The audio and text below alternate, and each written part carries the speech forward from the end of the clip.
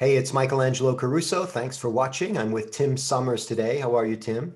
I am great, Michael. Thanks for having me on today. My pleasure. This is going to be fun. We're going to teach people some best practices for marketing online uh, and hopefully lead them down a trail that will help them help more people. That's what it's all about. Before we get started, Tim, I want to remind everybody that if you want to listen to the audio version, and some of you may be thinking, I've got the video, why do I want to listen to the audio? Because a lot of times people listen in their cars or on the treadmill or when they're walking the dog. The podcast is available on the Podbean platform, lots of platforms actually. The podcast is called Talk to Me. And if you're listening to the audio version of this, you want to check out the video version on the Michael Angelo Caruso YouTube channel. Just click that silver bell and you'll be notified of all new videos. I met Tim Summers virtually. We actually have maybe never met. Is that true? Or were we in the same room one time? No, I don't think we've actually ever crossed paths face to face. So, I but look forward to that. yeah, definitely gotta Uh, shake your hand one of these days for sure. but I hear good things about you. We got a lot of mutual friends, and we had a conversation the other day where clearly you know your stuff. And I thought it would be fun to do a segment with folks to talk to them about best practices for internet marketing, in particular, Facebook, YouTube, Instagram. And I thought, Tim, as a little jumping off point for conversation today, I would at least reference, I know you haven't seen it yet, Social Dilemma, which is this hot Netflix movie that talks about what's really happening behind the scenes in terms of uh, how all of these platforms are really attention merchants. And I say that unabashedly. I'm an attention merchant. I have been since I was a little kid. And you are for your clients. You're essentially trying to steal attention, the attention of prospects away from other things, whatever they might be, so that your clients get attention so they can sell their products and services, correct? Yeah, that's absolutely right. And this one of the quotes from Tony Robbins. He said, 10 years ago, it took 9 touches for someone to do business with you. In this social world we're in, he said it's well over 20, and they can't even count it. It's so many. So it's just so crucial that you've got to be in there trying to steal Yeah. the attention. Just like you said, I love how you say that. Well, another way of looking at it, I read one time, and I'm sure the number is not correct, but it doesn't matter. Just like the 10 and the 20 may not be exactly Right. correct. You get the Exactly. idea. Was that McDonald's had to um, get the message of an Egg McMuffin. In the advertising business, we call it an impression. They had to get you the message of an Egg McMuffin 7.5 times before you actually bought one. Um, and I always tell people that unless you're better at marketing than McDonald's, you're going to have to get your YouTube video in front of people more than 7.5 times before they actually click on the damn thing. Right. Yeah, I think that's a lot of times people will, make a video, do whatever the content is, and put it out there, and then move on to the next thing. But we're constantly replenishing that same content over and over, reposting it, and we can talk about that some strategies later. But it's so important just not to set it and forget it, to keep going back to it. Yeah, let's talk about as a springboard the social dilemma. I also had a chance to interview a nice lady about safety online, and this information. I call it the in front of the curtain and back of the curtain. Again, my show business background. There's Mhm. stuff that happens in front of the curtain that everybody sees, or at least thinks they see, Mhm. and then there's a bunch of stuff happening behind the curtain that people don't see. Things like algorithms and analytics. Almost everybody that has a Facebook account, hardly anybody's looking behind the curtain to see what's really happening with their own page. Right. Um, that's your area of expertise, behind the curtain, correct? Yeah, definitely. That's what, everyone I talk to, before when I interview them for, a project, like, have you looked at the analytics? Let's take a talk about that. And they're, what's analytics? What do you mean? The insights, and that to me, when we put content out for a customer, we're reviewing that constantly to go, all right, this one popped. Do we really read, this one did well. Let's duplicate that. And it's so critical to pre-plan, are people searching for XYZ? If they're not, why make the content, why make the video if they're not really searching for it, just because you feel like, oh, this is coming from the heart. I mean, it might be great to do a couple from the heart ones once in a while, but if you're trying to drive people to your business to get foot traffic to your website, you really gotta, come up with what they're searching for before you even create the content. Yeah, yeah. Um, One of the things that was in the social dilemma a lot, and people talk about like crazy right now, are these small little dopamine drips that Facebook sets up. That if somebody likes your post, that was a good feeling. Mhm. There are people that check their Facebook posts just to be sure they got a lot of likes. In my case, I'm looking for, and I tell people this all the time, it's just a game for me, and I use Facebook for marketing. I want 10 pieces of engagement on everything I post. Now, a piece of engagement, from my definition, I'd be interested in hearing how you think about this, is uh, anything that involves a comment, a share, an emoticon. Um, are those the big ones? I think so, yeah. Yeah, I mean, And I think a share is worth more points than an emoticon. How do you feel? yeah, definitely. Because when someone shares it, so I have 1,500 people on Facebook that follow me, I follow personally, I'm friends with. So if I like your post on Facebook, not really many people are going to see that. If I comment on it, no one's going to see it. But if I share it to my own personal feed, Yeah, 1,500 people now have the chance to see that. I mean, obviously won't all see it, but to me, that one's the goal, is when someone shares it. yeah, 100%.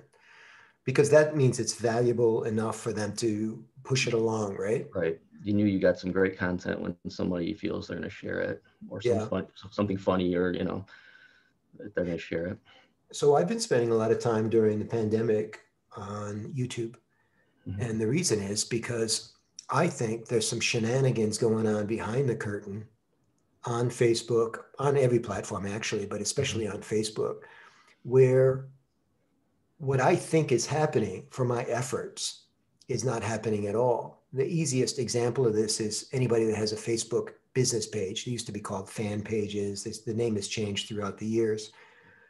But if you've got, say, 1,000 connections on your business page and you post something that maybe only 16% of your following actually sees the post, even though in your head you're like, well, I've got 1,000 friends. And of course, I know all 1,000 aren't looking at this timeline in this moment, Right. but I'm going to get to a lot more than 160 people with this post, when in fact only 160, if that, are seeing it.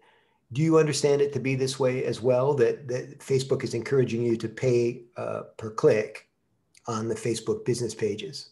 Absolutely. Yeah. And actually, based on the customers that I have in my own page, the statistics are even lower. It's, 3 to 6% is what I'm seeing over my customers. So it's really Wow. bad. So, yeah, so it used to not be that way. If you had 1,000 followers and people would, I need likes, and you could get everybody to see it. That was years ago. And I understand it's a business, it's a pay to play thing. As a marketer, it's frustrating on one point, but I also think, man, this captures, the people that don't want to pay are going to lose. The people that get and understand marketing and have a budget are going to capture market share and win. Yeah. So I have one client, for instance, and I'm sorry I'm rambling on, but he's got a brand new Facebook page. 100 people followed him, and they're all chamber members that liked him. But we're just doing ads and driving. We post once or twice a week to his page, and he's just crushing it, spending $200 or $300 a month in ads, targeting them to homeowners that live in this zip code, and just getting, he keeps going, gosh, they said they found me on Facebook. So it's just amazing. People are so focused on those likes and that, but unfortunately, they're not, as And valuable. he's paying for those clicks. Yes, correct. We're Yeah. putting together content, it's, sensitive to his client, that gets their attention and Yeah. drives them to an offer, and it works really well, and Uh, he's like, wow, we don't have any likes on the page. And I'm like, doesn't really matter, Mike. His name's Mike actually too. So it's funny. I mean, it isn't. It's frustrating for most, but I get yeah. it and don't mind. I should mention Tim's website, everybody. Promo Stuff for You. It's PROMOSTUFF, just like it sounds. The number four, the letter U.com. Check him out. He really knows his stuff. But we're going to give you some more ideas about how to move forward here. And like anything else in life, I'm a law-abiding citizen, but I don't mind the workaround. if I can find it. And I mentioned earlier, I think of Facebook as a game. I'd like to, if it's okay with you, suggest workarounds to people on the call that may not have enough money to do pay-per-click. They may not have a trusted vendor like you to do it for them. They may not feel they want to tackle that. They've got enough things going on in their lives. They don't want to learn how the Facebook algorithm works. One of the workarounds for not doing pay-per-click is to funnel those business messages through your personal page, which I've had a lot of luck with.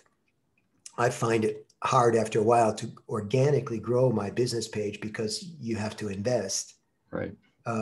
Which I don't mind doing, but if I can do it without spending money, I'm interested. Plus, I got more love on my personal page. So I found I was posting business messages, since I am my business, to my personal page. And what I discovered was Facebook's algorithm's pretty smart. It adjusts in real time.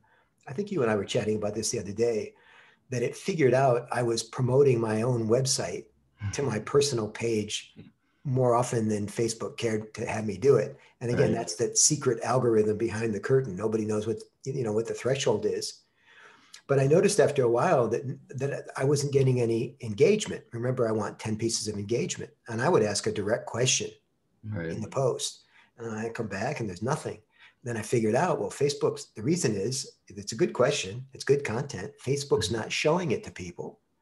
And I discovered the same thing was true for YouTube videos.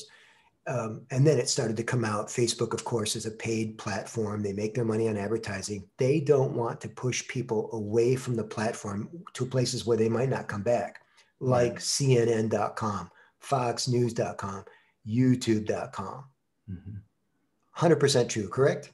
Yeah, and that's that's the thing that I've noticed as well. And the more when I seen your one post, that's kind of how I reached out to you. I was like, are they like blocking you or shutting you down? I didn't understand. Like, nah, I kind of get it, because it was your personal page, and I didn't realize that they were doing that on the personal. I kind of knew it was happening on the business pages, but then wow, it's happening on the personal as well. So it was kind of eye-opening to me to. And I think it's the same with YouTube. When you post something on there and then in the description you say, hey, go here, they don't want people to leave the platform either. So Yeah. kind of A get little it. background on that little communication that we had. Because I've been spending a lot of time on YouTube and I'm trying to grow the channel, I've been sharing when I post a new video to LinkedIn, Twitter, and Facebook. And Twitter seems to be okay. You just can't tell. I'm not getting, I don't think any of the platforms are doing great things to help me build my YouTube channel. But on Facebook, it was really obvious to me that nobody was seeing, or very few people were seeing, when I posted the YouTube URL, because the Facebook algorithm says, oh, this guy's trying to promote YouTube again. Don't show anybody the link because they'll leave Facebook. Also, if you use a bit.ly or a tiny URL, same thing. It seems to understand that it's a YouTube video and it doesn't want to show people. So I was telling Tim that I've been playing the game, right? Just trying to figure it out. Could I do a graphic that didn't mention the words YouTube, or that did YouTube.com, YouTube.com? Or could I put a CAPTCHA that melted the YouTube.com text so it was unrecognizable to character recognition software? I just don't know. What do you know? What is best practices on this now? Yeah, and it's a struggle for sure when you're trying to do the organic version of it. I know when you do paid ads, it's the traffic drives to wherever you're setting them with that link, that's a given. But to try to figure out that organic is tough. And, I was watching you doing your thing and I was like, man, that's kind of a great idea. But I know they can look at an image, because used to, when you would run ads, you could only have 20% of text on the ad or they wouldn't approve it. Now they've kind of loosened that up a little bit. So they're really smart of, if you'd have put your YouTube channel in your graphic, they would have probably, shut it down. So it's just tough to figure it out, for sure. Yeah. And some of my friends think I'm a dumbass, they keep, you thought the same thing. You're like, why don't you just post the YouTube link? Why are you making us do the extra work? Yeah. And so I took to mentioning in the timeline, Facebook won't show you the YouTube link, Right. or won't show you the YouTube video if I post the link. But again, people focused on what's going on in front of the curtain. It's hard for people to understand that Facebook is not your friend with a capital F the way it was rolled out initially. I suspect that's true for all the platforms. Yeah, I think, eventually they all want to, monetize some way. So they come out with this free platform and you go crazy, you build the big following, and then they slap, okay, now you got to pay to get those 20 million people to see you that used to, So I get it as a business, owner, but at the same time, when many businesses don't get it and they get frustrated and they want to leave the platform and they grumble. And I had one guy tell me, oh, I'm so mad at Facebook. And I said, so you're mad at a free platform that lets you put your content out there? Yeah. They want to make me pay. I'm like, I get it. Do you think any of the platforms are more reasonable than others? Do you think Twitter is more open in that way? Yeah, it's one of those things. I started out, Twitter was my first platform, and I just looked, it was 12 years ago that I signed on to Twitter, and it worked really well driving traffic to my, to my website actually. And I have kind of gotten away from it because I thought it was more, people on, movies and those kind of people doing things. But I really seen last 6 months the value of it, and it's coming along a lot more. So I think that's one that really, lets traffic go to wherever. LinkedIn, I've had good success there because they'll actually play your video like right in your, your personal feed. You can put the link and it'll just play there, and you'll get credit for the play, and then people could click over and watch it. So, Yeah. But the other ones I don't see that, I do think all of the platforms favor native uploads. I know it's true on Facebook. I suspect it's true on LinkedIn. Twitter is not really playing the video game. I think it's only video game. I think it's only 2-minute threshold on Twitter. Yeah. Yeah, it's not as long for sure. And I know Instagram just increased their something with their video. I just read it. I can't remember. I apologize, but there was something that they increased the time for videos or something. Well, this is their IGTV initiative. They're trying that might be it. Yeah. They understand what's happening with the power of video. And now TikTok with micro videos, and so far not a major player. It seems like more amusement than monetized. Right. But you hear a lot of people talking about TikTok being the next generation. We should mention, by the way, for those of you watching this video, that we're giving you the best available information today, which happens to be October 31st, 2020. If you watch this video in a year, some of it's bound to seem dated, but that's just the nature of the business. Interfaces change, platforms get hot and cold, that sort of thing. One of the things that I tell people to do, Tim, is to repurpose their content whenever possible. So the easy way to do this, of course, is if you write an article that you would just copy paste that article to all kinds of platforms. You could do it to a LinkedIn article, a Facebook note, or I think it's called a file now. It used to be called notes, blog post. It could be a guest blog post on somebody else's blog. You could chunk it out and just do bits of it in different ways. Now 280 characters on Twitter. Sometimes when I'm doing a single post to all three platforms, Facebook, LinkedIn, and Twitter, I'm not a fan of Hootsuite and these kinds of platforms because people that follow you on all the platforms are going to get 3 of the same posts in rapid succession. Right. So I'm going to share one of my workarounds, and then we'll play ping pong in this conversation. You can bounce your own spin on it. I think people would enjoy that very much. So I might have a post that I put on Facebook, but I tweak it to put on LinkedIn because I know LinkedIn is all business people. Right. And then I tweak it again for Twitter to really trick it out with the hashtags, because Twitter seems to be much more friendly with the hashtags. Even though Facebook keeps trying to get into the game, I just don't think it's happening. What are your thoughts? Yeah, I think that's great to hear you say that, because it's amazing how people put, the same content on all the platforms and in the same size and the format, everything's the same. So I like to do the same thing. If I'm, if it's an article that I posted on my blog, I'll take a quote out of there and then make a graphic of it for Instagram. And Yeah. then, in the content, it'll say, if you want to read the full blog, hit the link up above. Yeah. Sometimes make a little short video with just a teaser going, hey, there's a new, post that I put up or something like that.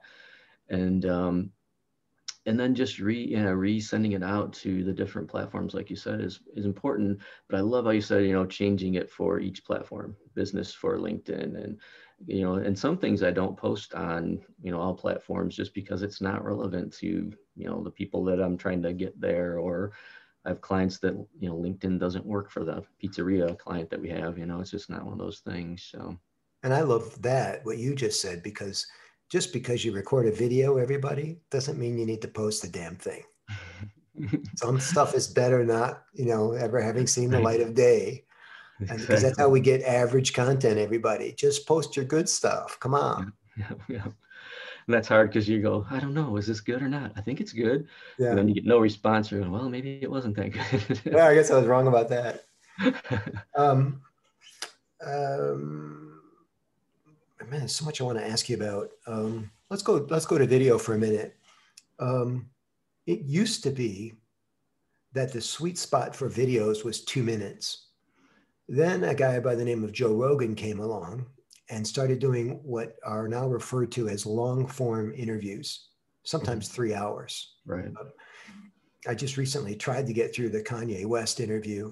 I know Kanye is supposed to be a genius and everything, but he lost me in about 10 minutes.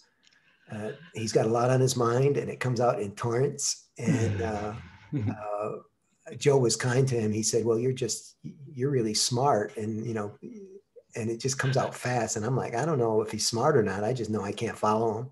Right. But 3 hours of this. So that's a big difference between 3 hours. And I'm talking little orientation here. Joe Rogan has a podcast, everybody, but YouTube version comes out in video. And it's just two guys talking. And I think the first guy that kind of mastered this was back in the day, the radio guys like Don Imus, Mm-hmm. who's not a good looking man. But they would just and it would just be Don Imus talking. It wasn't even dialogue. Do you remember this? Yes. Yeah. It was well. Yeah. It was well ago. And I saw the video and I'm like, people are watching this shit. I mean, this isn't even vaguely interesting, but he had a following, as almost everybody does.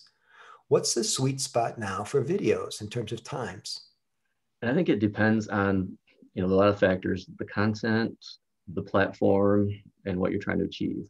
Okay. So I love Joe Rogan. I've been following him for years, and he's got a couple of, they call it, I think it's Joe Rogan clips or something like that. So he'll take that 3-hour interview and then chunk it down into maybe, I don't know, there could be 30 clips that are 2 to 5 minutes. Yeah. Kind And of get your attention. in retail, they call this a loss leader, right? They're going to use that little clip to get you to the big one. So he can log his time or log his minutes. And he's doing advertising on YouTube. So there's a real benefit, again, behind the curtain for Joe Rogan to get you to watch the whole damn 3 hours is that you're going to get to see the advertisements. And that means he gets to get paid. Yep, So there's an end game for all this stuff. Yeah, there's such strategy behind it. So yeah, I interrupted. I'm sorry, that's okay. So I like on Facebook, I always say, 30 seconds if you're doing something, and it should be a teaser to send them somewhere else, because people's attention span, they're flipping through there. So 30 seconds for me, that's good. And then you're kind of at a similar point with Instagram. I think it's only a minute you're allowed there to do video. Yeah. On the basic platform part. And then, so on LinkedIn, I'll go a little deeper. Usually when I'm making them, I'm doing some kind of training or tips. So, and I try to stay in the 3 to 5 range there, but I've done some that it ends up being 15 minutes, but I can watch my time. I can go and look at the analytics again. You'll see halfway through, it starts going down, start losing viewership. So then I'm like, okay, I need to stay at a 5 to 7 minute range and make a bunch of, like, this is part 1, part 2, part 3, because people's attention span, they're not going to sit there for 15 minutes unless they really, I've watched videos for Photoshop because I really wanted to learn how to do this thing, and it's, a half-hour video, and I've watched it. Right. That's really important, the training thing. But, there's a lot of moving parts here. Like right now, you're just talking about in front of the curtain. Let's say you submit a 60-minute video or a 10-second video to YouTube, and YouTube says, no, that's not within our sweet spot. We're not going to show it to as many people. Right. So you can be sold on the 30-second length if you want, but if the platform doesn't believe and support that 30 seconds, it doesn't matter what you think.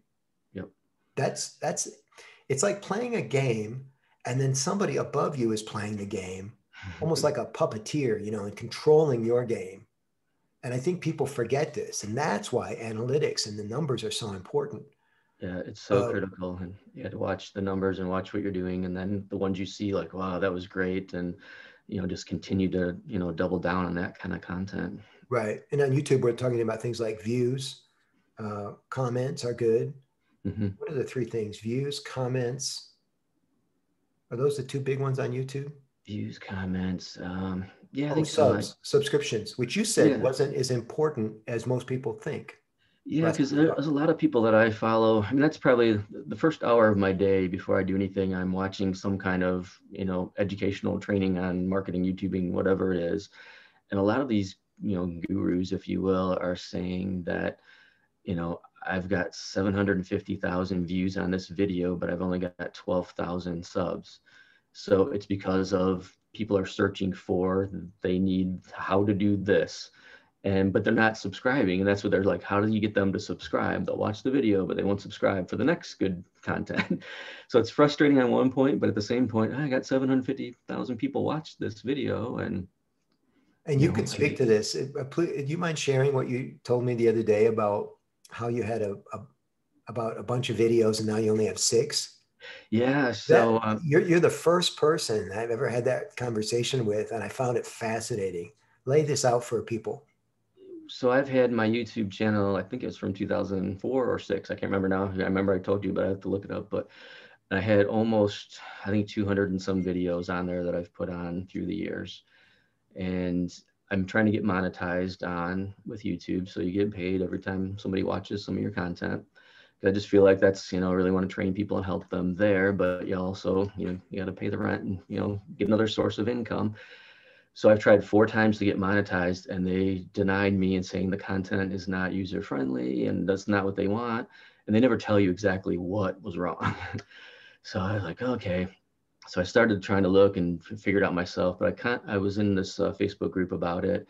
And the guy, I paid him a few bucks to look at my channel, and he's like, man, you're showing other people's Facebook page and their name, and Facebook doesn't like that, privacy issues. It's like, go delete all those videos. And I started looking at them. Which was like the large majority of them. Oh yeah. So 190 videos I deleted. And then I just was like, all right, I've got 6 that are in there still. And they all had great views and they're great search terms, 5,000 or 6,000 views on them. So, but I lost all that watch time. Got it back, and I'm hopefully going to reapply for it here. But it was a scary thing, is that some of the videos I had 10,000 views on, and I know they were driving traffic to my website because I was looking at the analytics and was like, dude, what am I losing doing this? And I did it, and here I am, 6 videos on my channel. So, but your numbers are huge for 6 videos, and yeah, somebody just looking at that would go, what the hell happened? But now it makes sense. Yeah, so I think it, boils down to, and I was kind of sharing that with you before, it's like the search term, and I try to look for the search term before I make the content. I kind of have an idea, I want to make content about this, Yeah. but then are actually people searching about that? And then you find they are, and that's when you got to really make that headline and talk about it in the video. And I love it. And this is Tim Summers, everybody, from promostuff4u.com. The number 4, the letter U, promostuff4u.com. Don't be a hater, but somebody told me one time you should never delete videos, just make them private, and then you don't lose the views. Please tell me you did that. Yeah, that's what I'd ask the guy he's the guru of sorts. I said, can I just like hide them? Because I don't want to lose the watch time, the views. And he's like, no, because what Facebook's going to do if you're wanting to monetize, if that's your key, they're going to look at past videos, look at everything you're doing, and they can tell, and see the ones that you've got unlisted in private. Yeah. So that's what he told me. I don't know. I'm going, by the seat of my pants as well, but I was scared to do it. And I was like, I took the plunge. I jumped, as Steve Harvey said, just jump. So I love his quote when he says that. So I did it. No looking back. So it's funny because when you and I were planning to do the call, I'm like, I'm guessing we don't want to do any screen sharing. Yeah, nope, Because That was my every impulse, was to pull up one of our YouTube pages and talk about it and show Right, people. But again, the puppeteer is kind of controlling our content for you, because even though that's better for the viewer and the listener, certainly the viewer, maybe not the listener, to right, see the screen, uh, we can't actually show you because we have to play the friggin' game. right, And this is when the social dilemma, and it starts to bother me that that the game is not working in a way that's supposed to be. What was the old slogan that Google had? Don't be evil. I don't And recall. there's been some discussion, don't be evil versus always do good, because there's a difference. So Right, by not letting us share the screen today, no one's being evil, but they're not exactly being helpful either, right. right? Life being complicated. Okay. True, true story. Yeah. So you're working with clients right now and helping drive traffic to their websites through clever, um, I assume clever marketing campaigns combined with savvy pay-per-click campaigns. Do I have that right? For the majority of them, usually when I take on a social media client, in the package I always say we've got to spend money on the pay to play part of it, and unfortunately we make no money from that. I get no cut. I don't make anything from it. So some people are like, oh geez, and what we do is we just put it right on their credit card so they can see it. But to show the difference of I can post all day for you and it's not going to get anything. No one's going to see it. Right. If you get lucky, maybe. But you're spinning your wheels, you're going to pay me to post stuff. And it's just, a lot of times I've turned customers down. So we're not going to be successful. It's not that I want you and must pay there. And well, why do I need you if I'm going to pay for that? Well, there's still a little strategy there. You got to have some content. You got to watch the analytics, and, we'll give reports back going, man, we did all this stuff and it didn't work. And I tell a lot of Well, people, like, give us at least 3 months, because otherwise, and it's hard for me to sell that, but so you want 90 days to make a case? yeah, just so we can get some data and we can see what's working and what's not, I think because that's reasonable. And a big yeah, lesson I've learned in marketing is that even after the 90 days, if you trust the person you're working with, understand that it's probably going to have to be calibrated. Nothing works forever. yeah, Marketing just works for a period of time, and then it has to be readjusted. I've got a friend who uses the analogy of these people that parasail and they drop into a stadium and land on second base. It's not by accident. They're mhm, constantly adjusting the sail, or whatever it's called. And that's how they land. And I think marketing's a lot like that. You have to try something for a month and then adjust, and you try something for another month. And maybe you're making changes even faster than that. right, But after 3 months, you have a data set that allows you to know not only what's working, but more importantly, what's not working. And you'd never spend money on that again. But right, I think a lot of short-term advertisers go, well, you wasted a lot of my money. No, it was an investment. right. Yeah, that's unfortunately I've crossed paths with people like that. Oh, I did Facebook ads, they didn't work, and then I kind of look at what they did. I'm like, well, you had one ad that wasn't targeted to your customer. You Yeah. did a broad United States thing, and you're in Wayne County, Michigan, so you didn't focus, and you didn't even say a call to action. You didn't give anything for them to get excited about. So I understand why it didn't work. So and I feel bad. I don't want to offend anybody, and that was kind of when I posted on yours. I'm like, I hope I'm not offending. I'm just trying to learn and teach or help, what I'm experiencing, but I'm also learning every day. 100%. Let's play a little social media badminton. I'll hit a tip over the net. You hit another tip back at me. You want to do that? Okay, absolutely. Here's the premise. Um, Based on everything that you're seeing online, what 3 tips or 4 tips would we share with people to improve their game right now? I'll start. Okay. You mentioned call to action. I'll actually steal it from you. Is you just can't post attend my event or register now. You have to sell it to them. You have to ask a question. Even if it's something like what Tim does for a living, you could say, are you happy with your social media marketing results? So now, the way human psychology works, the human brain wants to answer that question. Even if they don't want to physically answer it by typing yes or no, they want to physically answer it by clicking the link to see what you're offering. So I think that in the speaking business, in the presentation business, which is what I do, I teach presentation skills. We call it a CTA, a call to action. And I think every post should have something like that, even if it's, what do you think? That's a call to action. Right. So that's my tip. Your turn. Yeah, absolutely. I love that. And so I would say if whatever you're posting, you've got like 3 to 5 seconds to like hit a pain point. So give them something that, you're trying to solve a problem in most businesses. If you're pizzeria, you're trying to give them food, obviously. But, I'll give the carpet cleaning, example. He focuses on, customers that have pets. So we're always like, does your carpet, smell like urine? Does your house smell like urine? And then you're like, oh yeah, it does, and that kind of stops them in their tracks. Then we've got a picture of a pet, and then call to action is at the end. Our company can get rid of that, for you, and here's how we do it if you want to learn more. Yeah. So it's hitting that pain point, I think, is so important. Yeah. Pain point is interesting. It's an interesting term. I heard one guy call it, you want to look for people with bleeding necks. That's great. It's graphic. It is. But harsh. the idea is if you're bleeding from your neck, you need help right now. Yes. You're not going to put the guy off, right? Right. So the pain point in, does your carpeting smell like urine?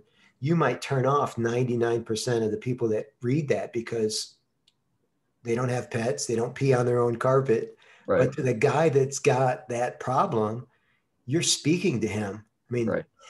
I use this model all the time, ET, right? A lot of times marketing is going like that, but ET is like this, bam, bam. Mm-hmm. Does your carpeting smell like urine? Hell yes. What's your number? How much Yep. do you charge? It happens that quickly. And that's what happens when the CTA is married to the intensity of the message. Love it. Yep, absolutely. Got another one? Oh boy. I would say, so that's, going back to that point. So like you said, he's focusing on the pet owner, but then he also has clients that aren't pet owners. So you've got to do multiple content and multiple pain points that aren't there. And a lot of people will just post, we carpet clean, come see us, or whatever your business is. So I think it's really dialing into each different segment of your clientele, Yeah. And I like, some people call it referral selling, but that term's a little clunky for what I'm about to talk about. So let's say let's say you're a man or a woman of a certain age and you've got grown kids and the kids have pets that are out of hand, out of control. And you're to a point now where you don't want to go visit your grandkid because the carpeting in your son's house smells like urine. So I like playing to those people because there's a lot more of those two parent sets who have kids or have friends with sloppy carpeting, right? So Right. I like that question that comes in like the side door.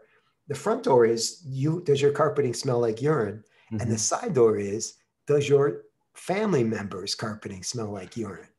I love that. That's a great angle. Or your neighbors or your, Right. friends? Because then I enlist you to help me sell them this product or service. I love that. I think that's a fun game to play. That is, I've never actually thought about it that way. So that's an excellent, great Hmm. tip. Again, Like everybody check the numbers. That's where it's all at. it. Video tips. What are you seeing in the marketplace? We'll wrap up here soon. Yeah, I think so. Video is one of those things that a lot of people don't use it. I think they're scared, and I was timid, when I first started as well. And we talked about, you shouldn't post it. And I think when you first start, you've just got to post.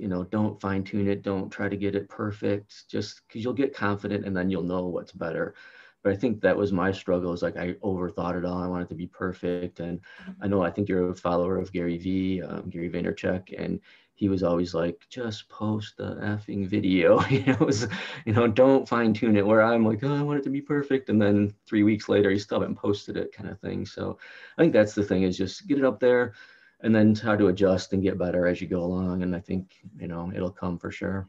Yeah, Gary V's an interesting cat because his style is so intense and he's so sincere. A lot of Yeah. people don't like him because he works blue, as they say in stand-up comedy. He curses a lot. I'm Yeah. okay with that. And I do think he's winsome. I know it's a word I don't use very often. Winsome, uh, because he's so direct and because he's so sincere and because he speaks from the heart. But a lot of people can't pull that off. No, yeah, Um, I agree. I saw him live one time at a Infusionsoft conference, Oh, and nice. he came on stage. His t-shirt was all wrinkled, looked like he slept in it the night before. But he doesn't care about that stuff. Nope. He's not a clothes horse. He doesn't care what you think of his image. You love him or hate him, but he has the numbers to back it up. Excessively popular in the marketplace. And by the way, I think he's calmed down a little bit during COVID. Yeah, I think so. I mean, I've watched a few of his, his Zoom kind of meetings and that, but it's a little less intense. It's like, it doesn't have the Gary V energy.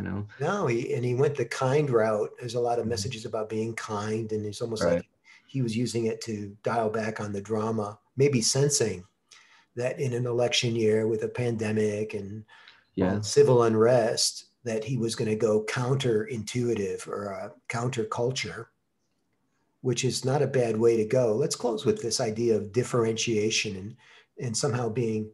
I was reading a book about the Beatles and how it was about songwriting and how their creative process, and they had a magical thing that they did with their content, Tim, where their new albums, each of them was a new frontier in terms of Indian mystic music or Mhm. um, uh, well, each album had its own theme, but it was always familiar and yet new at the same time, which is a remarkable, mysterious formula for something marketers call differentiation. It's distancing yourself from the competition, but not being too weird, where nobody would, find that they wouldn't relate to you. What's the secret sauce to that, man? How does a product or a service provider pull that off? Do you have any advice? Yeah, I think it's just confidence in your product and your services and your ability. I have like the pizzeria client I have, he's probably has one of the higher priced pizzas in the downriver area, and he doesn't, pull any punches about it. And it's just, he's very successful. It's a great product, delivers it fast, on time, it's consistent. And I think similar with the carpet cleaner guy, when we first, I've been doing his stuff maybe 5 years now. When we first met, he goes, I don't want to be the Hogelpians of the world that charge $79 for 3 rooms. He goes, my prices are much higher. I'm good at what I do. I have training, and I don't want to focus on that customer, not my customer at all. So Yeah. I think that's where you got to draw the line and figure out where you want to be in that.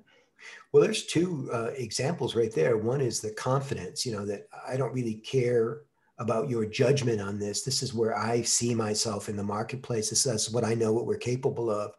But the second differential is price point, Hmm. you know. Uh, and the same thing happens when you decide to put on a turtle outfit or wear a red shirt. My friend Rosh Sillars wears a red shirt in all of his videos. Can't imagine what it smells like. I'm just kidding. I'm sure he has a bunch of red shirts. But you Right. don't have to worry about what a shirt smells like in a video. No. And it became his signature piece. And he had to do what Steve Harvey said, just jump. He had to be bold enough and confident enough to marry himself to that signature red shirt. And I wish this for all people watching and listening, because you have to be different enough from your competition, everybody, to be successful. It's not enough to know what's going on with the algorithm or behind the curtain. You have to have the confidence in your own shit. Right. Yeah. Yeah, and it's almost an arrogance of some point, because somebody asked me once, oh, you see what the competition's doing on XYZ, a few years ago, and I said, the only time I'm paying attention to the competition is when I'm looking in the rearview mirror.